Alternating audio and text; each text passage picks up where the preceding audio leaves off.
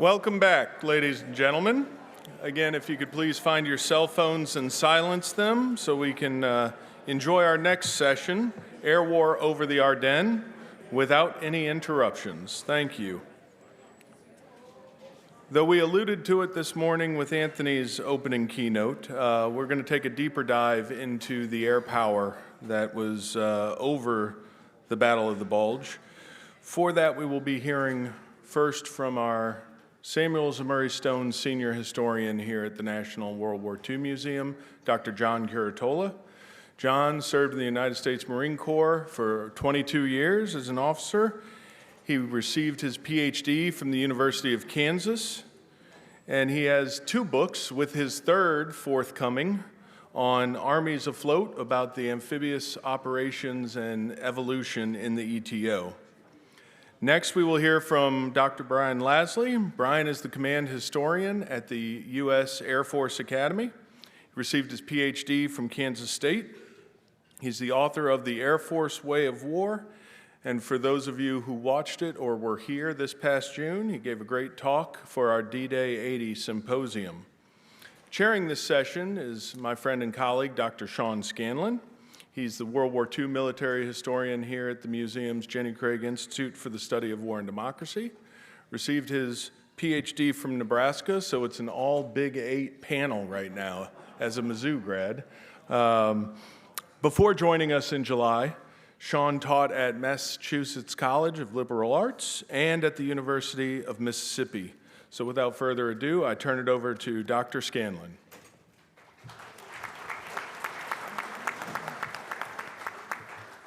Brilliant. Well, thank you very much, Jeremy, for that introduction, and thank you all very much for joining us this evening. Jeremy sort of stole my joke about Midwestern universities, but I think as a Nebraska PhD, I feel well suited to moderating between our Kansas State PhD and our University of Kansas PhD. I'm going to keep my remarks very brief. And I think, as we've seen throughout our earlier programming today, in many ways, the Battle of the Bulge is seen as very much a ground campaign. Our focus has been on 101st Airborne, on various infantry divisions, on armored divisions, on the soldiers on the ground. But as our 2 panelists are going to talk about here today, there's a really important air power component to this engagement. And first, I'm going to turn the mic over to my colleague, John Curatola, who's going to talk about the German side of the air campaign. And then I'm going to turn it over to Dr. Brian Laslie to talk about the Allied side. So without further ado, John Curatola. Thank you.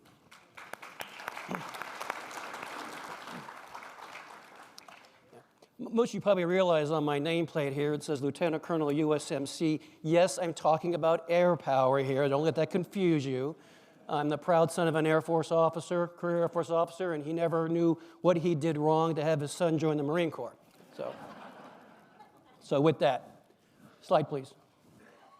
Yeah, what we're going to do today, we're going to talk about the Luftwaffe here in 1944, as it was so well framed with our keynote this morning regarding the situation the Germans found themselves in this year. And then I'll talk about the execution of this plan called Bodenplatte, or base plate, and how they prepared for it, which was kind of scant, how it executed, and what the general results were here for the Germans on this side of the equation. And as we talked about this morning, the Luftwaffe 1944 ain't your daddy's Luftwaffe, okay? What was once offensively minded is now turned largely to a defensive kind of application.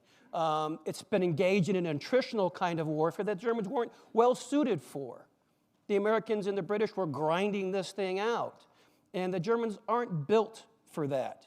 And so what you see here over the course of the war is that their aircraft accessions and their pilot training is going to take a nosedive in terms of new airframes being developed and new pilots being developed. What we see here, though, is the Germans are getting better at building a large air force in terms of airframes themselves in 1944. But the thing is, they're still building the old Me-109s and FW-190s. And I know there's this great fetish with Me-262s and Do-335s. They're really cool airplanes, but you only got a handful of them. And they're not going to turn the air war over as the Americans and the British produce Typhoons and P-51s at the cyclic rate. As a matter of fact, the 262s, they only field about 40 of them. They produce about 200, but the problem is they require all these alloys and nickels and high-tech kind of materials that the Germans just don't have. Not to mention the fact this is a new technology. The throttles are kind of finicky. They tend to catch on fire. The fuels are kind of corrosive. And so you're pushing the bleeding edge of technology. And along with this, when you look at where the Germans can support an air force, they're fighting now a poor man's war. As we heard this morning, they're actually dragging aircraft to the takeoff point by horses because they can't afford the fuel to taxi from the parking stand to the runway itself. Personal travel is forbidden for pilots. As a matter of fact, all the bombers now are mothballed because they just don't have the fuel to support those things. And recon flights, while they do have them, are kind of being cut back, so you don't have as much. But what you see here with the Germans is building a large fighter force during 1944. And here's a graphic from the United States Strategic Bombing Survey that looks at German aircraft production through the years. And you can see from 1943 to 1944, where I've highlighted it, single-engine fighters, 25,860 in 1944. What are they, thriving on bombs as the Allies are bombing them? No, what's happened is, as we mentioned earlier, Albert Speer is able to manipulate, make shortcuts, mobilize much of German production to produce fighters. And so you see this exponential increase in German fighters throughout 1944 until around September and October, and it starts to really falling off. So what you see here is the Germans have plenty of aircraft. They're the older models, but they have plenty of them. Something else happens on the way to the Forum, and we talked about this morning as well. We start targeting German fuel productions in July of 1944, kind of right after D-Day. And fuel is the key to keeping an air fleet afloat. And as the Germans, no pun intended, afloat, I guess that's Navy. Sorry, it's my Marine stuff coming out on that.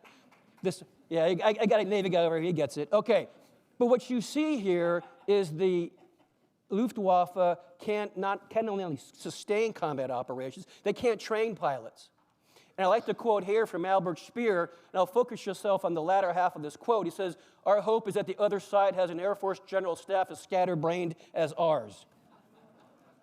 So again, the Germans are lacking fuel, but they got plenty of aircraft. But as I mentioned, they're pilots. What do they have left? And you look here, look at training hours for the Luftwaffe at the beginning of the war from 1939 to 42. Your average German fighter pilot is getting about 250 hours, ballpark figure, of training. And then as the war progresses, look at his RAF or Army Air Corps counterpart and what he's getting in terms of flight hours in flight training.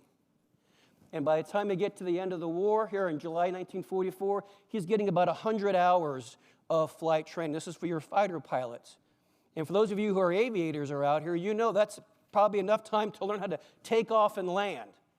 But to use an aircraft as a weapon of war effectively, it takes much more time to train that pilot. And flying an Me-109, just getting it off the ground is kind of tricky because it has very narrow landing gear and high torque. And so a lot of these 109s tend to ground loop if you're not a skilled pilot.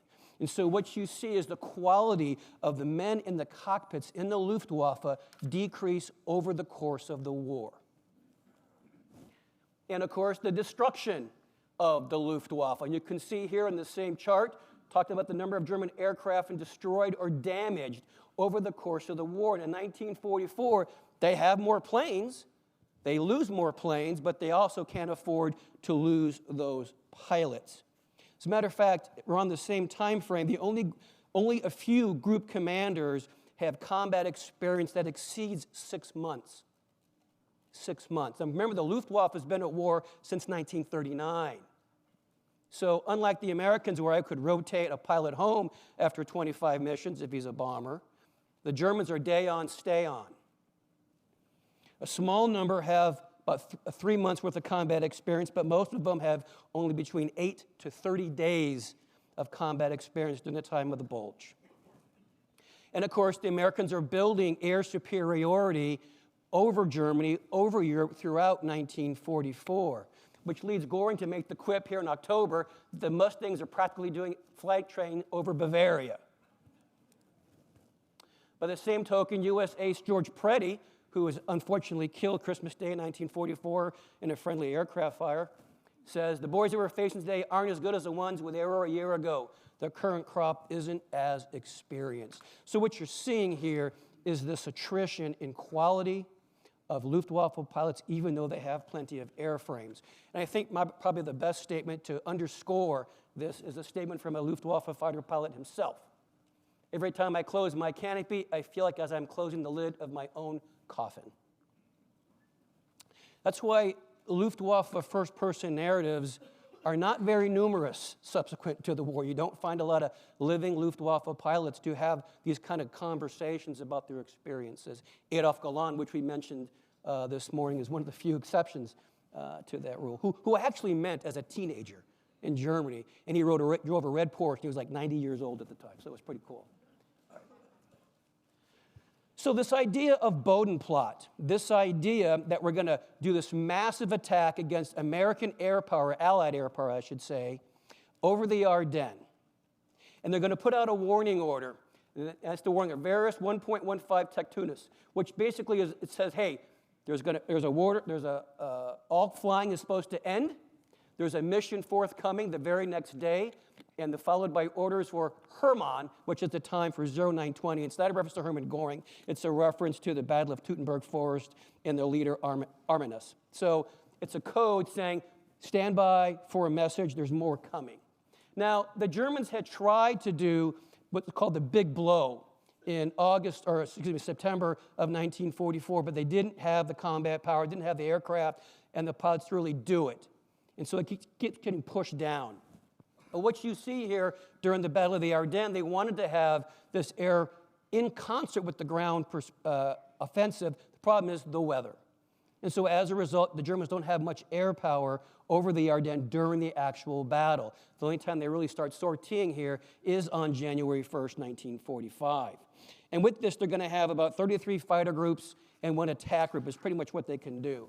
And so the actual orders that come out from 2 Yacht Corps says maintaining complete radio silence up to the moment of attack. All Geschwaders will fly low over the frontier simultaneously in the early hours of the morning to take the enemy forces by surprise and catch them on the ground. Each Geschwader will receive air photos of the targets allotted to them and will use briefings to take every pilot through the operation in detail. Now, there's also a great rumor that the reason why they did it on New Year's was because they thought all the Americans would be drunk. So, or coming over from their hangovers. But just for a point of organization here, a Geschwader is about 90 aircraft, a group's about 30 to 60 aircraft, and a Staff was about 9 aircraft that kind of give you the organization of how the Germans organized their fighter forces. But in preparation, what they're going to do is they're going to have radar-equipped aircraft navigate them to their targets. Why? Because German pilot navigation skills are so poor. In 1944. They need somebody to lead them to the target. So they're going to take some of these night fighter aircraft that have radars on them, that have navigators on them, to lead the fighters to their respective targets. And what they're going to try to do is avoid the flak batteries that are there, because the Germans have a flak arm as well, while they're maintaining radio silence going en route to their respective targets. So as I said, these night fighter units are going to lead them in, and then they're going to drop what's called golden rain, which are flares. And they're also going to drop ground markers as well to help the fighter pilots find their way to their respective targets. Now, to talk about how poor their navigation skills were, once they attacked their targets, go east. Figure it out. Okay, kind of gives you an idea how poor they are. And this is the basic scheme of maneuver for Operation Bodenplot. One of our staffers here at the museum, Andrew Good, made this for me, and I appreciate that. You can see where the Germans are launching their Geschwaders from various locations, flying these tracks to numerous Allied air bases in and around the Ardennes. And so you can see this is actually a very complex movement despite its simple application. And so the Germans are looking to thwart U.S. Allied air offensives destroyed in theater to kind of support their ground offensive, even though the ground offensive has already been relatively blunted. So you don't see a good air-ground coordination piece on this. Okay? And the execution, largely clear skies on January 1st. And so they're able to take up, there's some mist at some of the airfields, but they're able to get airborne. And they launched the attack with some of their jet aircraft, the Aredos 234s, which are jet bombers, and the 262s. They fly out in front, kind of do a recon, hit some targets, and they also report back with some of the weather. What's the weather like over these areas they're going to be flying in, okay? And the fighters take off around 09, that's the plan, and they're supposed to make it over the Allied airfields around 10 o'clock. And many of them do achieve this tactical surprise when they show up over the Allied airfields. But one thing they didn't realize that the Allies were airborne too. Many P-47s and Typhoons were already airborne, and Spitfires were already airborne doing their own patrols. So when the Luftwaffe shows up over these bases, there's patrols that are just coming back. Allies coming back from their patrols. And so it's kind of a surprise. And so what you have is a melee that occurs over these respective airfields. So they are effective in hitting some of the airfields. They are effective in hitting some of the aircraft that are on the airfields. But let me give you an example of one Geschwader as they executed this mission. JG-4. They're stationed in Lookout Airfield. That's their target. They're going to have their Ju-88 take them to their respective target. They're going to hit some P-47s.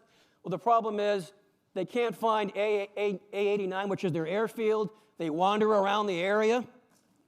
Only 12 aircraft actually hit their airfield. Others move on to other locations, whatever airfield they can find. Again, they're just kind of thrown to the winds. And they also run into P-47s and Allied anti-aircraft artillery that is out there. And what you see out of the basically 50 aircraft they launched, you lose 17 pilots, 6 are captured, and 26 aircraft. So they basically lose about 45% of their attacking force for one Jägerschwader. Now, I'm going to take this next slide and show you how it looks for all of the Jägerschwaders. You see the groups all the way on to your left, and over all the way onto your right, what you see is the grade that's been given regarding their effectiveness at these various locations. And you can see it looks like my high school math grades. D, F, D, C. Every now and then I got an A, I pulled one out, okay? B, D, D. They're not very effective, okay? One, you have poor pilots. You have the Allies are already airborne. You have these furballs with the anti-aircraft gun going on at the same time. So the Germans' effect over these airfields is relatively poor.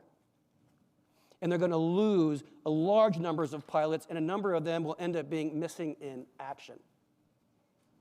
And here's the results. Just what the numbers are kind of squishy. Depends on what source you look at.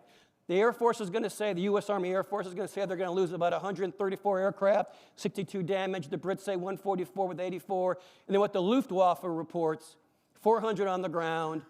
Oberkommandeur der Luftwaffe says 402. Some of the AG divisions say 389. Depends on who you want to believe regarding the effect on the Allies.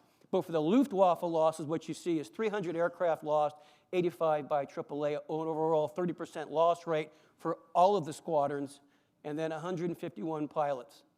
KIA, 63 POWs, and 18 wounded in action. That means a quarter of the Luftwaffe fighter pilot strength is killed or wounded or out of action during this raid. So what you're seeing here is a poor use of air power. It's kind of the same thing as we saw with a lot of the German Volks units that are thrown out there with their Panzerfaust late in the war. This is kind of equal to that. You have unqualified pilots thrown against the melee of the Americans. And what's really bad for the Germans here, we do lose aircraft. Don't get me wrong. We lose a couple hundred aircraft. We can replace those aircraft, and we can replace those pilots. The Germans don't have that luxury at this time of the war. And of course, if you listen to Joseph Goebbels, a major success for our airfields and what happens there over the Ardennes. And so this is like the last dying gasp of the Luftwaffe. Subsequent to January 1st, 1945, the Luftwaffe is basically on life support until the end of the war. Yeah, they've got their sortie submissions, and as we talked about this morning, you have some of these amazing wonder weapons that don't change the course of the war. The Me-262, the Me-163, the Do-335, they're not going to change the course of the air war. And so as a result, the Luftwaffe basically is dying from this point on. And with that, I'm going to go to this slide right here. This is what Americans do when they capture a German aircraft. Yeah, White 11 actually was shot down over St. Tron. The Americans grabbed it, the 404th Fighter Group, tried to repair and paint it red so the CO could fly it around and have fun with it. But indicative of the Luftwaffe in 1945, when the CO taxied it out, he blew a hydraulic line. It went all over the tires. Then when they looked at the tires, they realized there was no tread on the tires. So it kind of shows you what the Luftwaffe was fighting with in 1945. And so with that, I'm out of time. Thank you very much.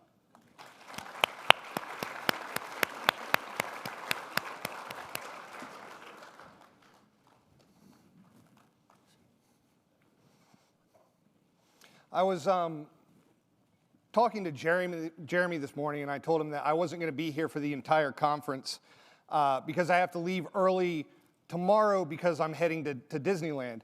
And it's tough being me. And Jeremy said, well, you know, for World War II aficionados, this is the happiest place on earth where you are. And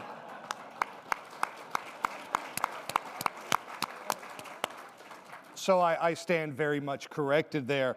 You know, John said that, you know, by 1944, talking about the Luftwaffe, he said, you know, this is not your daddy's Air Force anymore. When you're talking about the Allied Air Forces by 1944, this is your daddy's Air Force. I mean, it is one of the largest air armadas ever assembled in the history of humankind.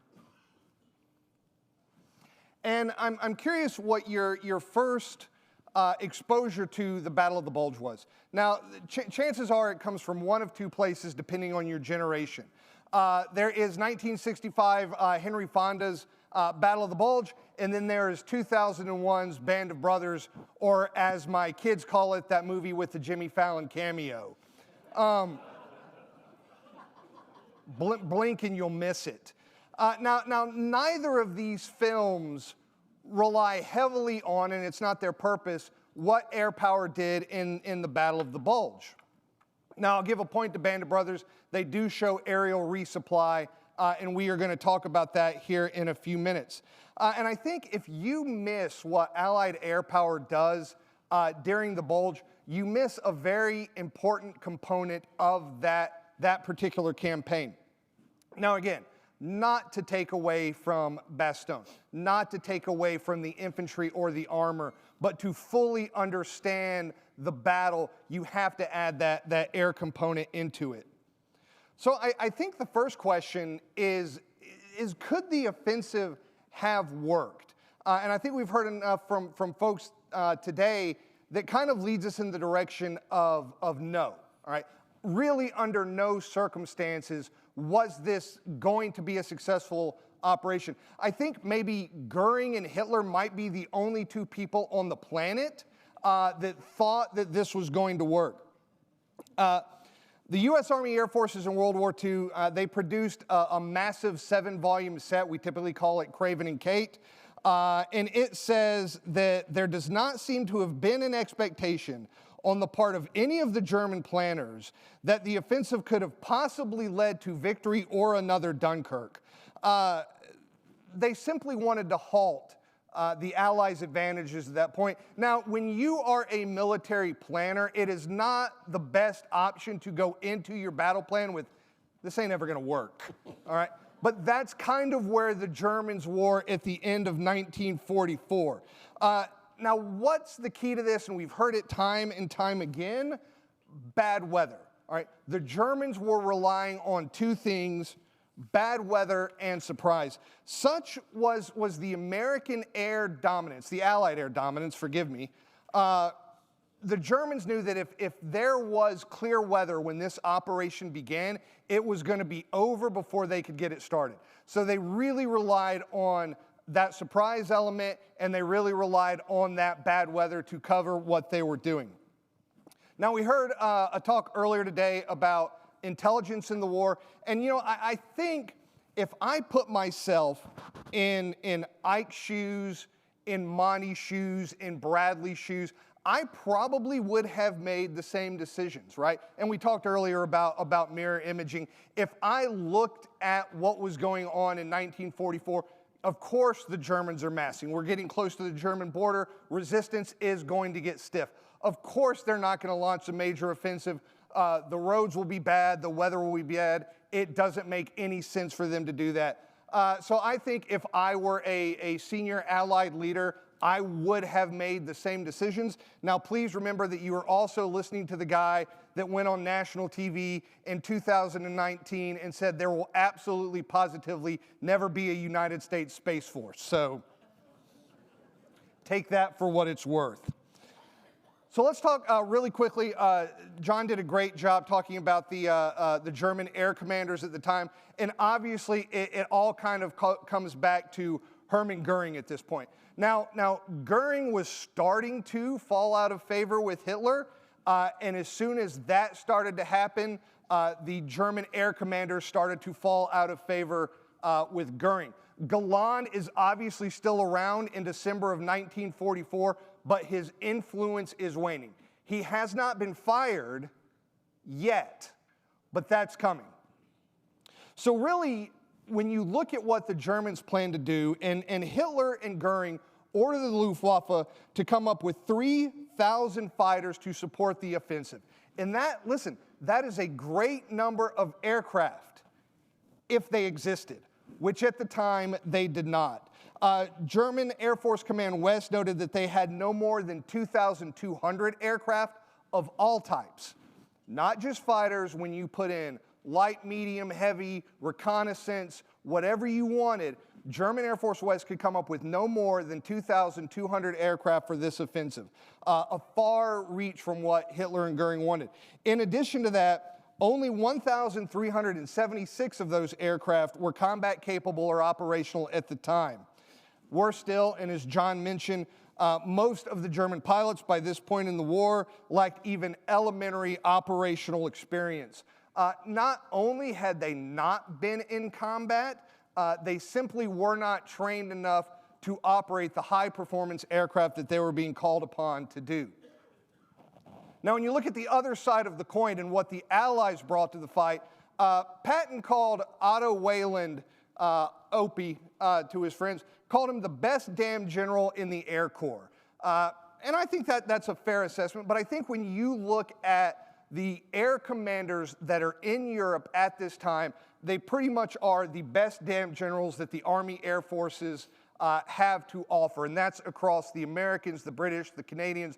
All of the Allies are really bringing their A game at this point.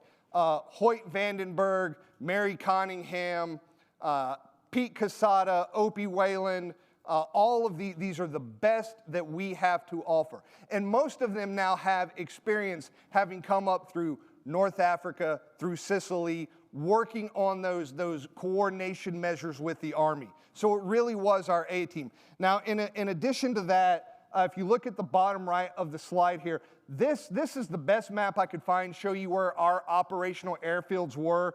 So if you want to orient yourself, there's Calais in the north, there's Portsmouth. But you can see how many airfields we had operating in France, in Belgium, and across the European theater at this time.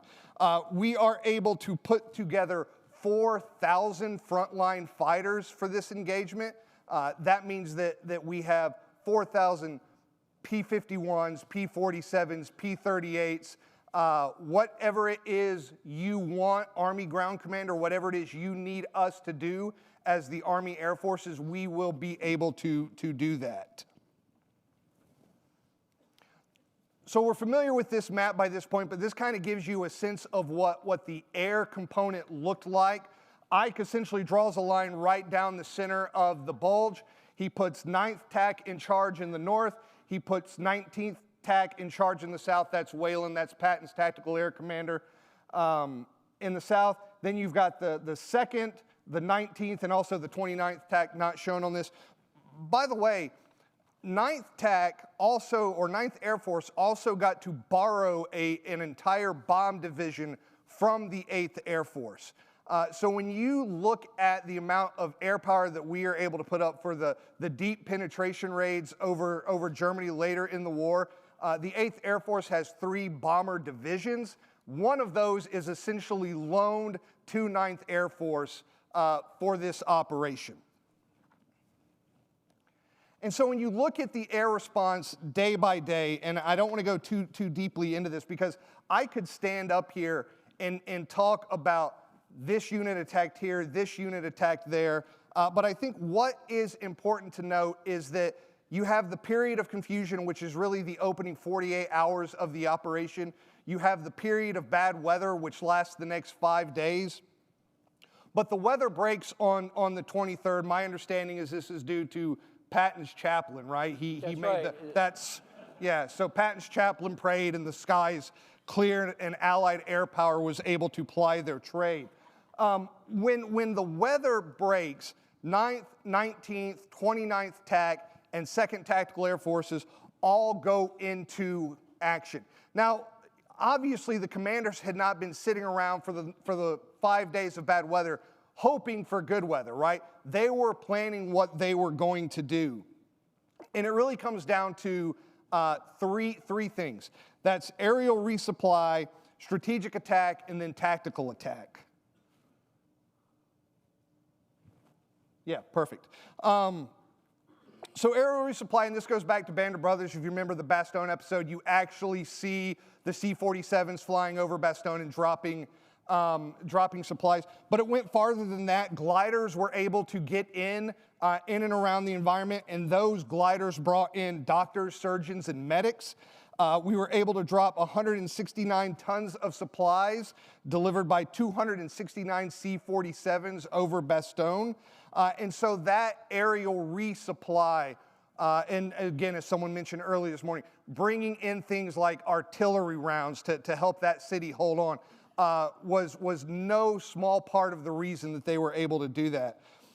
When you look at strategic air power, so let's back up even from the immediate environment here, you can see the heavy bomber line where 8th Air Force is going to bomb, and then you can also see where the 9th Bomber Division that's going to be borrowed is going to bomb. And so on 24 December, the day after the weather breaks, 1,800 bombers, and they are escorted by over 800 fighters, begin bombing German communication centers in the tactical area. The RAF begins attacking marshalling yards at Koblenz. And then the P-51s, the P-38s, and the P-47s begin the more tactical work in the actual Ardennes area itself. So what I think is important to note here is what role does air power play in this battle? Well, it keeps the Germans from doing 3 very important things, all right? Number 1, the Germans can't move. All right, they can't maneuver once the weather breaks. And again, as someone mentioned earlier, you've got these very long lines of German armor that stand out great against the snow when there are clear skies.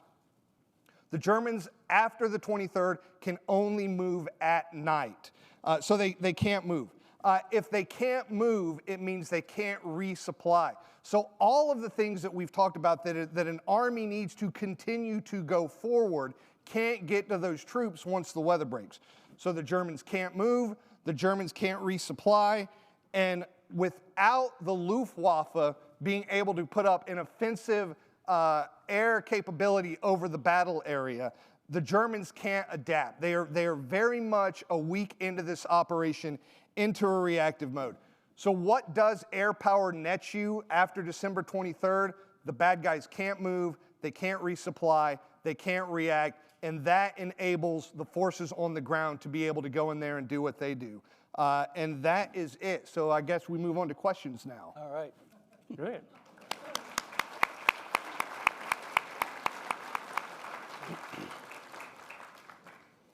Well, thank you, gentlemen.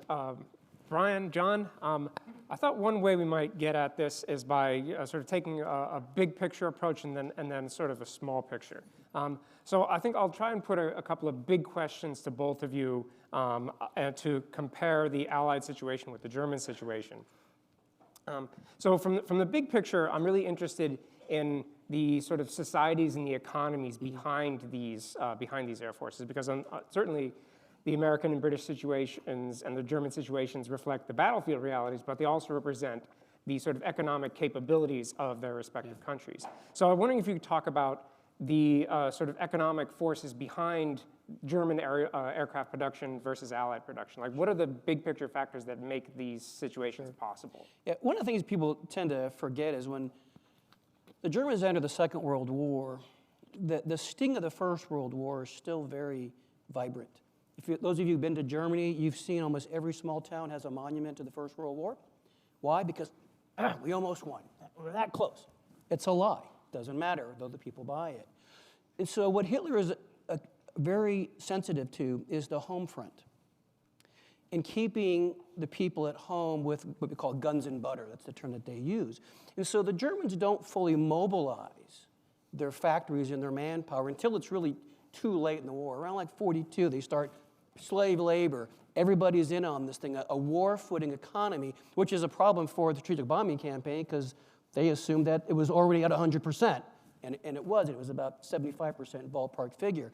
And so what you saw was the Germans are lagging in terms of production. Now, when Speer comes around, he makes some shortcuts. He's able to make it more efficient. Slave labor gets involved. They mobilize the whole masses. But by that time, the jig is already up. They're sitting with their older airframes. The head of the Reichsluft ministry, the guy that they started off with the war, a guy by the name of Milch, he's a little bit of an alcoholic. And he's suicidal, and he's not very good with managing the Reichsluft ministry. And so what happens is their procurement of new airframes, powerful, being able to be fielded in numbers, they're lagging. But you think about the American P-51, the plane is designed during the war. The basic airframe is put on paper in about 104 days. Correct me if I'm wrong, Brian. Think about that. And the fact that the Germans cannot compete industrially because they're trying to balance this guns and butter. And by the time they do it, it's too late.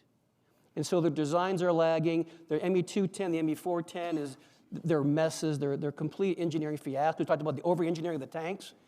Their aircraft are the same way. The HE-177, their strategic bomber, they call it the flying coffin because it tends to catch on fire, which is kind of bad if you're an air crewman. The Me-262, while a great jet, it's got a lot of teething problems. And so these airframes that they have that are going to be new aren't going to make a difference. The ones that they have are legacies, and they haven't built a training system, as I mentioned in my brief, to support the number of airframes they are producing. Whereas the Americans, as you saw on my chart, the Americans and the Allies, our pilots get better and better as time goes by, and we have more of them. Right. So this sounds like an exam question. Please compare and contrast the economic diversities. I am a teacher after all. Yeah. When I think about this, and I think about, obviously the 8th Air Force typically sucks up all the oxygen in the room when it comes to the books that have been written and all that kind of thing. And so we tend to focus primarily on the long-range, high-altitude precision daylight bombing and the strategic bombing campaigns of the B-17s and the B-24s. I think one of the important points is that, again, after World War I, when you look at trench warfare and you look at what happened at places like Verdun, the idea of going over and not through is very, very attractive. The idea that we can take the war to the enemy, that we can affect their economy in certain ways, obviously makes a lot of sense. So there is legitimate reasons for why American air power advocates tended to think that way.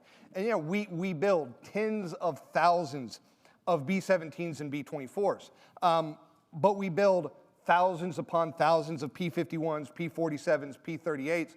And my perception of what America and the Allies brings to World War II is well, what do you want? Do you want a deep interdiction bomber? I'll get you some of those. Do you want fighters capable of strafing rail yards? I'll get you some of those. And so America had the luxury of not having to choose what type of Air Force they were going to build and bring to the fight. They were going to bring everything to the fight. Can I dovetail off of that? Yeah, one thing I think it's important, we fall into this, what I think is a false narrative, that the Americans win because they have more stuff. Okay, that is a fact. Yes, we do have more stuff, but what's important is how we use that stuff. You talked about 9th Air Force. This idea of having a whole U.S. Air Force supporting ground movement all by itself, and I agree with Brian that the 8th Air Force does suck all the oxygen out of the room because the 9th Air Force is opening the door for those ground forces to push across France.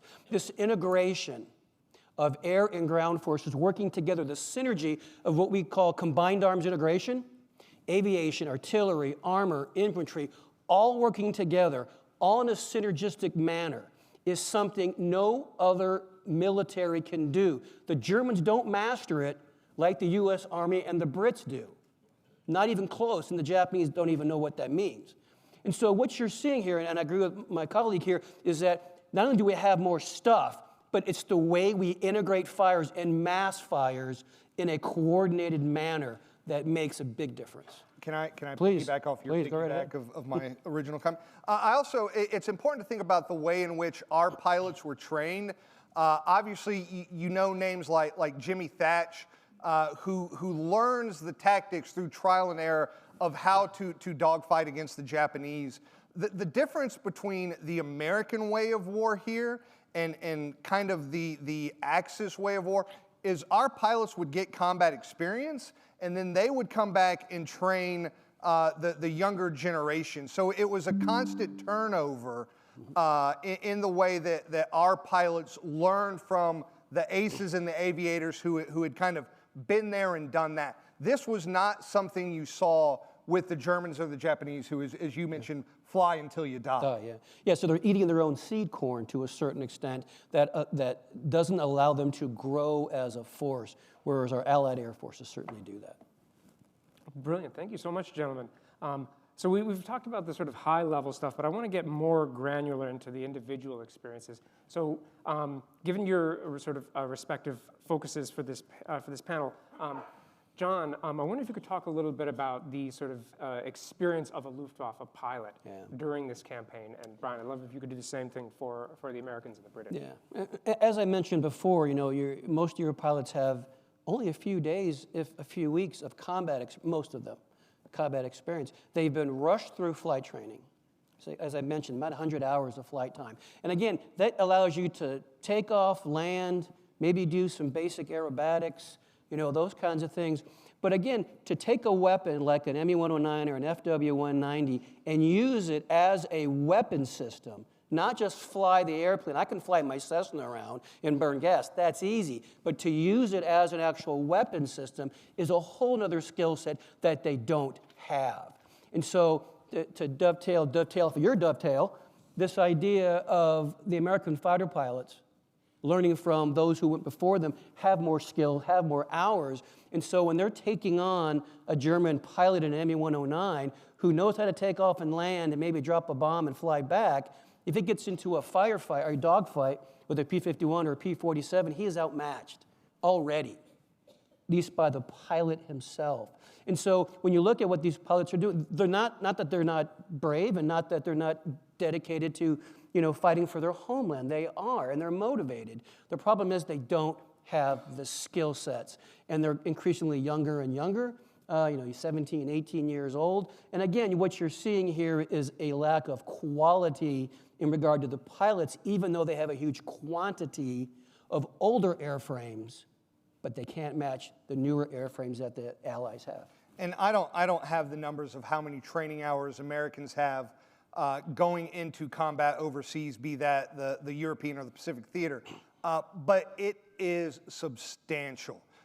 If you are an aviator in the room, you start off on a small training aircraft.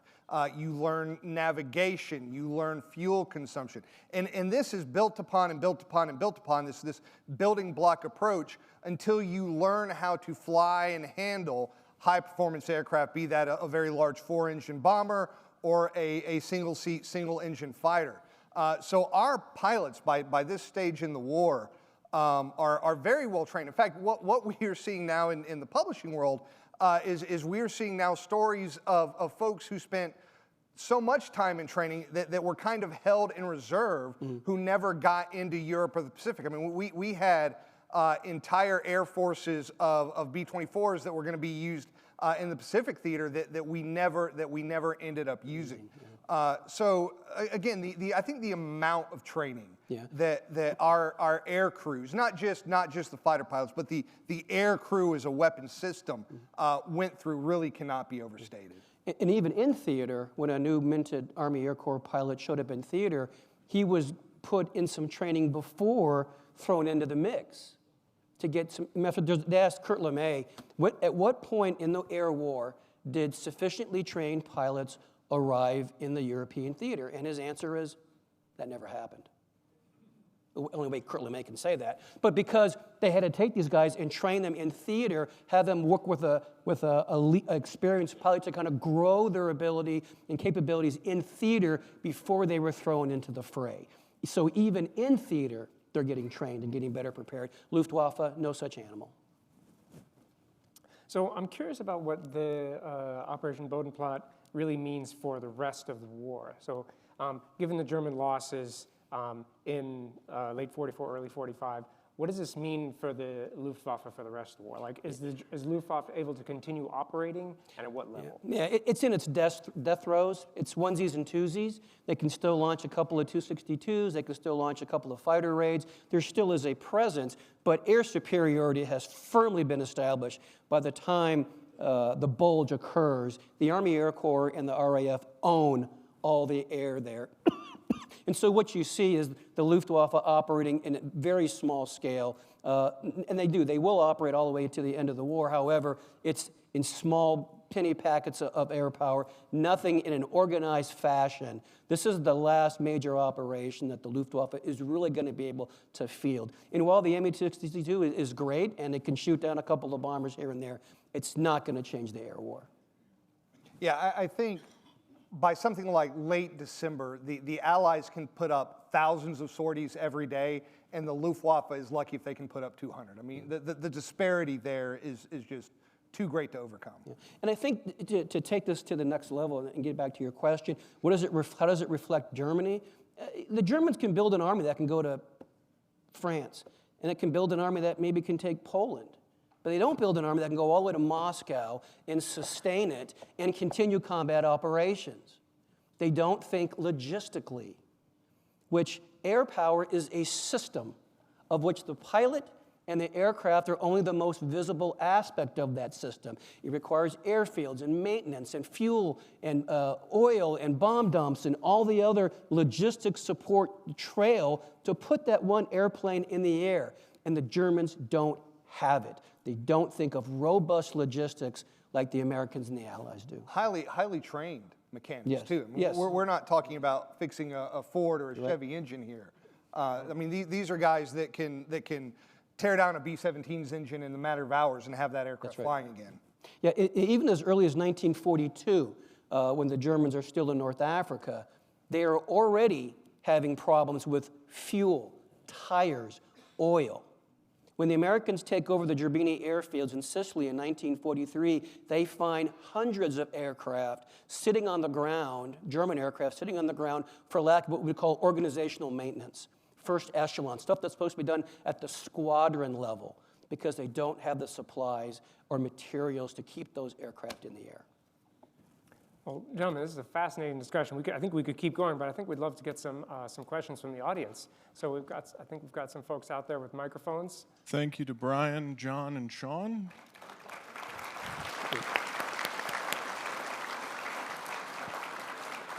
We're going to go center aisle to your right, folks.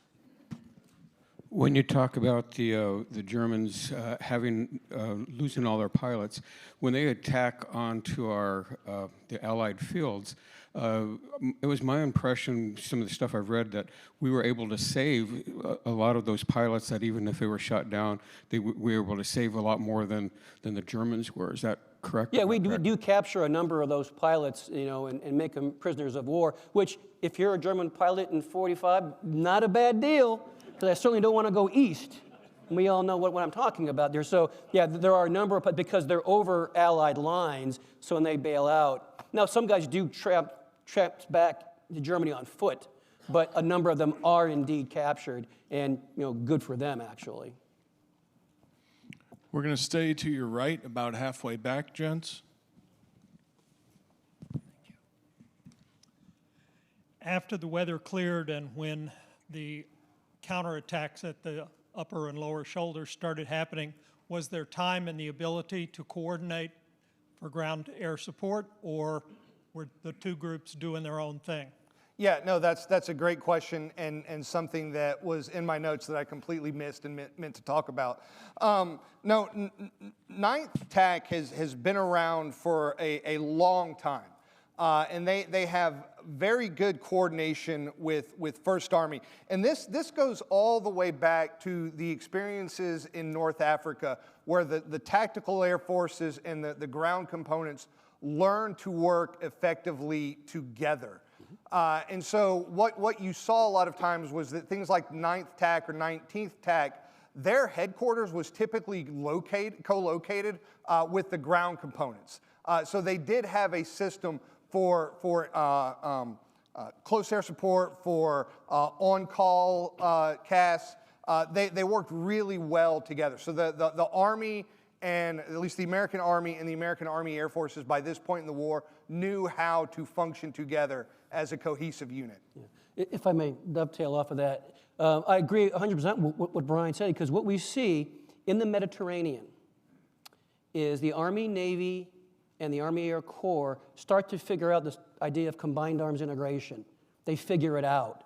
And they do it on their own. They don't wait for doctrine to come from DC to say, here's how you're supposed to operate.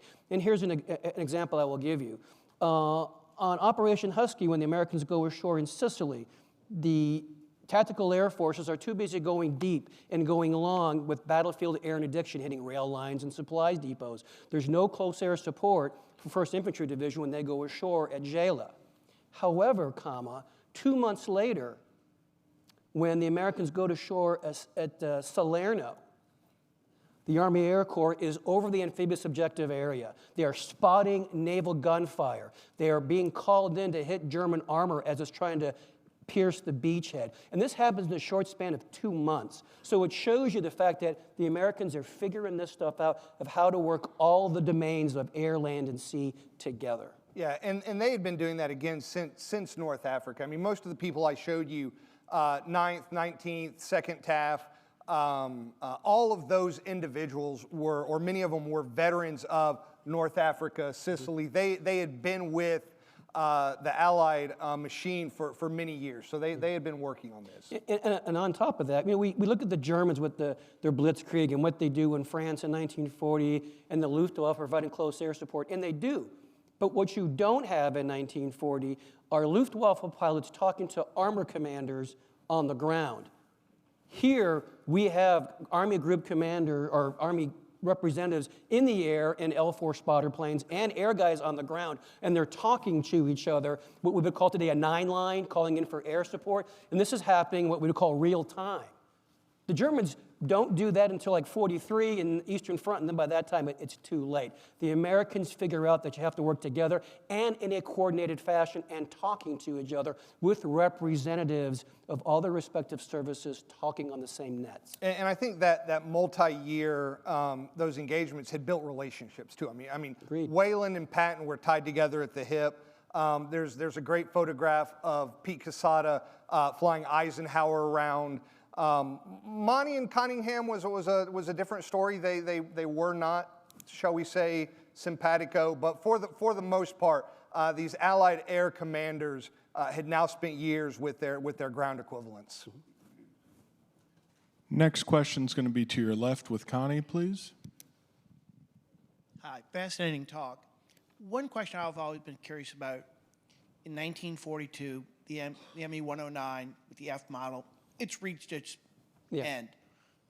You've got factories with trained workers. Why didn't they retool it to do like more Focke-Wulf 190s? I mean, the Focke-Wulf 190, you've got, even like the TA-152 is an evolution. Yeah. You're at the cap of the 109, and you're still at that whole point of we're not bombing German cities to the ground in 1942. Is it political? I mean, what's the reason why? It's actually somewhat similar to the same problem they had in the First World War, what they call the America Plan in the First World War. They're producing their fighters, but they can't really innovate because they don't have the heavy industries in the First World War, so they produce a lot of what they have in 1917 and 1918 for the Germans. And it's the same problem they have in 43. They can't retool and refit those factories while they're engaged. It's too late in the war for them to do that. So they're going to milk every last flight hour out of a 109, and they'll have the G versions and the K versions, and then they're going to design like the TA-152, which is a, FW-190 on steroids, but it is too late. They've already, produced an air fleet, and they have factories in place. And of course, we know that the German production, while it goes up, they're producing them, but they don't have time to innovate those new airframes. And if they do have those new airframes, as I mentioned before, there's a lot of strange new materials that they use, like nickel and cobalt, that they just don't have those in great supply for these cutting-edge weapons. Not for the armor that we talked about earlier this morning, but for a lot of these cutting-edge engines that they have that tend to break up because they're on the bleeding edge of technology. So it's kind of too late in the war for them to reshift. But what Speer is able to do is produce those numbers that they weren't producing prior to, say, 1943. Does that answer your question, sir? We can talk afterwards. Yeah. Next question, center aisle, halfway back to your left, please. Thanks, guys, for a great presentation. You talked about assets being applied where they're needed. The surgical group that was glider dropped into Bastogne is utterly fascinating. Was that a unique mission, or had we done it before or after that time? That's a terrific question. I think, and don't quote me on this, I'd have to go back and look, I think that was more of obviously when the 82nd and the 101 go in at Normandy, and again, learning lessons over time, learning lessons from Sicily and things like that, is going into combat with what you're going to need. But I think more or less the Bastogne situation, that was getting the required care forward fast. Let me jump in here real quick and go back a couple of questions. We talked about the integration of air power.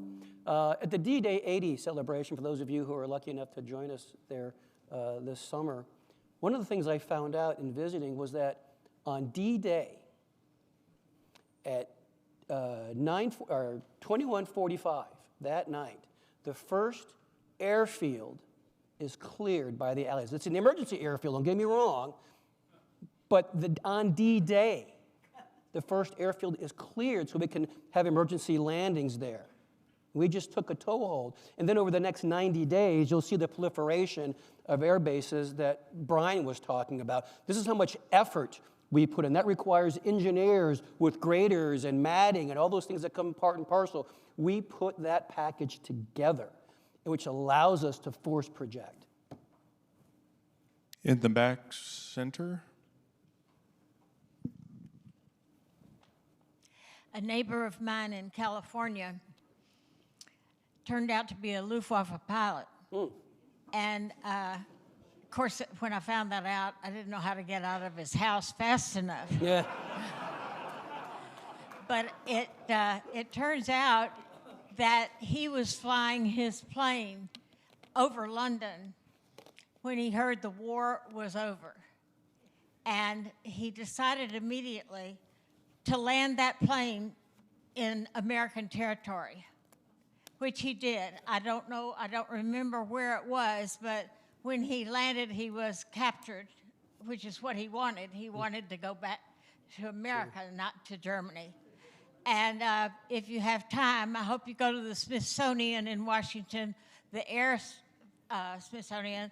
His plane is hanging up there on the ceiling when you walk in. Cool. Thank you, ma'am. Next question, gentlemen, all the way in the back to your right, please.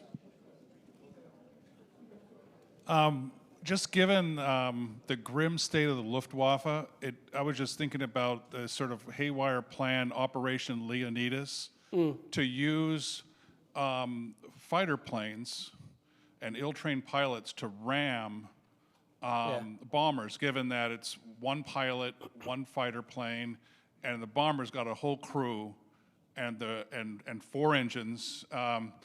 Just your thoughts about that. I know that it didn't end up happening because even the Germans at that late stage of the war are saying this is a waste of human life. Yeah, fortunately they don't embrace the whole kamikaze thing that obviously the Japanese do. But they do have some basic designs where they take it's called the Feisler 103, I believe, where it's the V1 with a cockpit in it. You know, it's a prototype, they don't actually use them. But the Germans don't embrace those ideas. They come up with some goofy ideas like Mistel aircraft, where they'll take a small fighter and they'll strap a big bomber on the back of it with a bunch of bombs in the bomber, and they'll launch it, and it's supposed to be remote control. You know, so they come with some really goofy ideas to try to counter the American or the Allied fleet of air power and armor as it goes deeper and deeper into Europe. But none of it really comes to fruition because it's a numbers game now.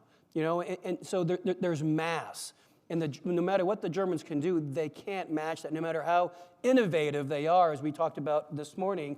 You know, the V1, the V2, all these new wonder weapons are not going to change the course of the war. They're innovative, they're interesting from a scientific standpoint, and of course, they'll get us to the moon with the V1 and the V2, but it's not going to change anything. But they're kind of like last acts of desperation that you're seeing on the part of the Germans. In fairness to the Germans here, I mean, they are not alone in coming up with goofy ideas. No. I would like to point out that the Americans come up with kind of an early prototype of a drone, Operation Aphrodite, where we're gonna pack a B-17 with just a bunch of explosives, and then we're going to drone pilot that into targets, and it works about as well as you think it does. And one of the Kennedys is killed in. That's right. Flying that. That's correct. Next is going to be in the front row to your left, please. Yes, sir. Speaking of combined arms, James Holland, in his book about the North African air, gave a lot of credit to Mary Cunningham for teaching the groups that we had over there fighting under the RAF about the combined arms from the air. And I just wanted to hear your comments about that. Yeah, SPATS creates the let me make sure I've got the acronym right, the North African Tactical Air Force, which is commanded by Cunningham, and then his deputy is Brigadier General Larry Cuter, who's an American one-star, one of Hap Arnold's right-hand men. And when you talk about doctrine not being written in D.C., so you have this tactical learning going on in North Africa under Cunningham. Cuter goes back and essentially writes the doctrine of how Army and Air Force units are going to operate together.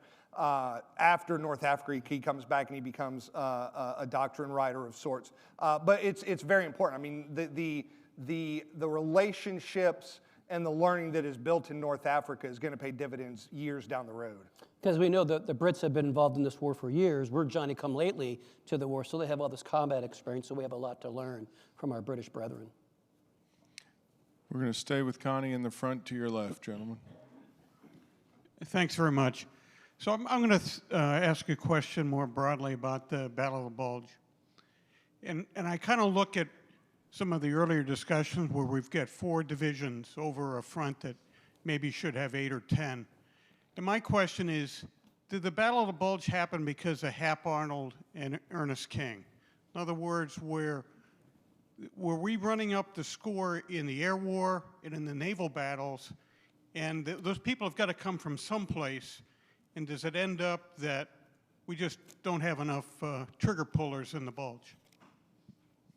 Are you asking us if we purposely build an Air Force that is too large so we can make the Air Corps look better? Is that what you're asking? I mean, well, I mean, think about it. You're trying to project back in 42 what the needs are going to be in 44 and 45, not only in the air war, but in the Pacific. And Pacific, you know, we lose 25 capital ships in Guadalcanal. By that point, we're going to get to Tokyo in 1960. Okay, I got you. And the same thing with the air war.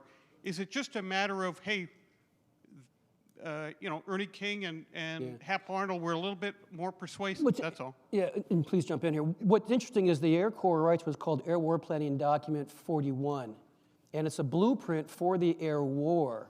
that actually is pretty darn close to what they envisioned. And it's written in 9 days. Yeah. I mean, they locked four Air Force officers in a room because we have the rainbow plans at this point. And then someone mentions, hey, we don't really have any air component to this. And so Arnold locks these 4 folks in a room and says, write me an airplane. And that's AWPD-1. And I must say, they're in D.C. in August in wool uniforms in non-air-conditioned spaces. And they still do that. Yeah, just put that out there. But they modified in 42, correct me if I'm wrong, Brian, and they're pretty darn close with the numbers. Yeah. Please correct. But one thing I do want to point out, and this kind of goes from the tactical level up to a very large, big strategic picture, is, and I don't have the exact numbers, that if you cannibalized everyone in the 8th Air Force and made them a trigger puller, would the war have gone on ended faster? And yeah, I mean, could have, would have, should have. I would point out that the counter to that argument is how much German manpower is held in reserve in places like Berlin and Cologne and all of these other places to do things like air defense, right? I mean, an enormous amount in the millions of men are held in reserve inside of Germany to defend them against our air attacks. And I'd also add that, in late 1942, early 1943, the strategic air campaign is really the only game in town at a certain point. And the Germans have, I think it's over 1 million people in the flak arm in 1944, 1 million people. And I have a story about that, a true story. It's always a true story, right? I had a roommate when I was teaching at CGSC whose mother-in-law was a Luftwaffe flak gunner in 1942. And they came to her and they said, you have a choice. You can go to a factory or you can man a gun.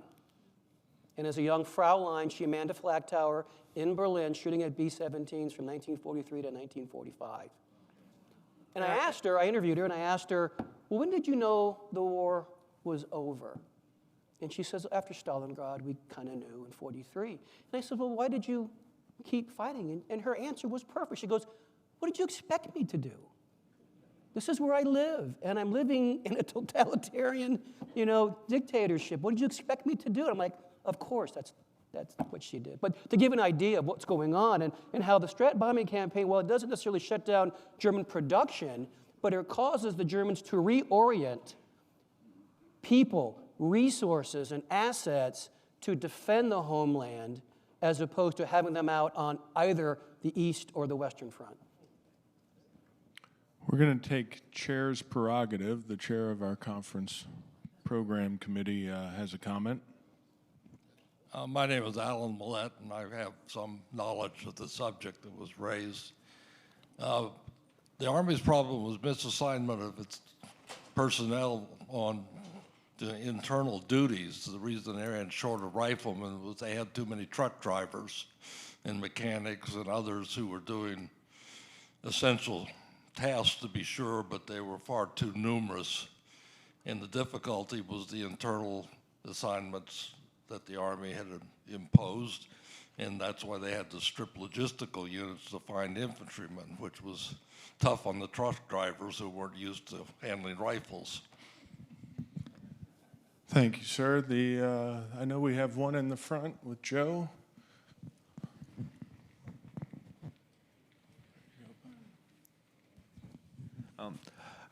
My question is when they found the abandoned German airplanes in Italy, did the Americans reverse engineer them or fly them and give kind of intelligence to the American flyers? Sure, yeah, but by that time, we're already producing or designing the P-51 and other airframes. So we do, and the ME-109 first flies in 1935.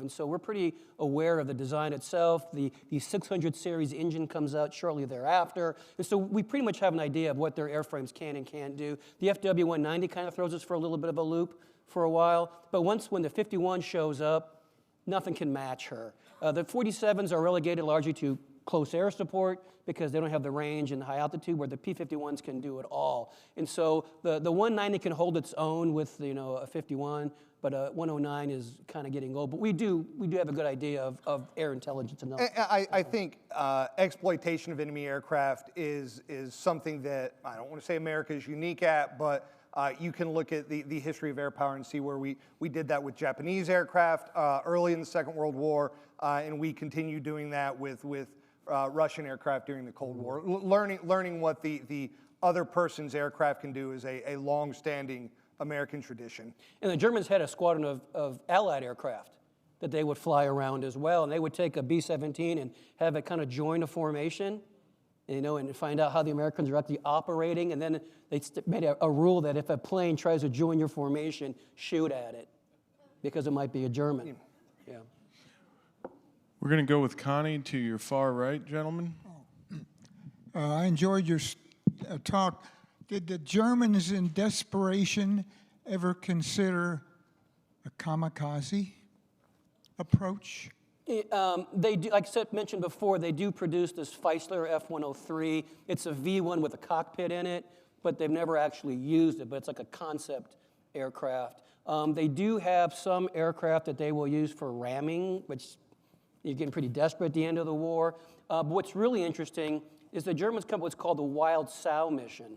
As the American bombers are flying over Germany, usually what would happen is the bombers would fly into a flak box, and the German fighters would get the hell out of the way because of the flak box. As the war progresses, these Wild Sow squadrons will follow the bombers into the flak boxes.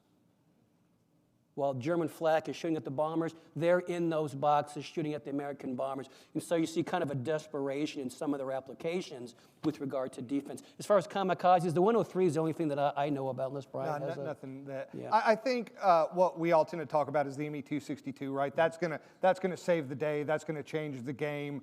And then the great what ifs if they could have had that earlier, if they could have built more of those. It wouldn't matter. Yeah. They do come up with what's called the BA-349, which is a rocket fighter. It takes off vertically, and it has like 24 rockets in the nose. And the idea is to shoot it up like 20,000 feet, shoot all of its rockets, and then dive back down, and land. The problem is every time they test it, it kills the pilot. So they don't really use it very much. We're going to go with our last question here with me. Great presentation, guys. My question, you made a comment about not too many of the Luftwaffe pilots were surviving the war. One that did, that I've seen numerous documentaries on, was Adolf Galland, okay? I've seen him on the World at War series, that great series that came out 40 years ago. Could you make a comment about Galland? Because he was quite a character. Yeah, he was. He's like I'll give deference to my Air Force always. He's like your stereotypical fighter pilot. Yeah. Devil may care attitude. Yeah, I mean, he writes this phenomenal autobiography after the war. Now, of course, I mean, the Germans who survive, you have to take a lot of what they write with a grain of salt, because they, to a certain extent, you're trying to please your new masters. But Galland almost becomes a celebrated hero here in the United States. I mean, in the 1980s, the Air Command and Staff College began doing a series called Gathering of Eagles. They'll have all these great air power pioneers come down, and Galland was invited back time and time again. So you would have, Chuck Yeager, Al Shepard, Neil Armstrong in the same room with Adolf Galland. He had 104 kills flying Me-109s. Becomes the general of the fighters.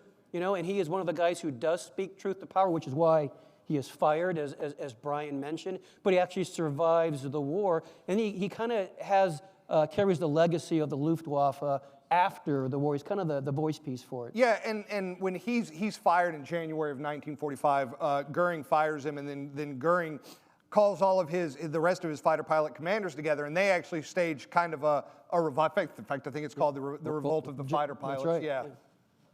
Yeah, so he was held in very high esteem by the Luftwaffe, and then later he's held in high esteem by some in America. Yeah. When the British pilot Doug Bader is actually collides with a German fighter and he lands, Galland has him over for dinner, to have a discussion, and they also make a deal to have 10 legs dropped over German territory. So Bader can have legs to walk around on. The problem is he keeps trying to escape every time they give him some legs, but that's the kind of guy that he was. But Galland really does burnish his reputation as a superior fighter pilot, a superior leader of men, and a man who had integrity with in his convictions in that rate.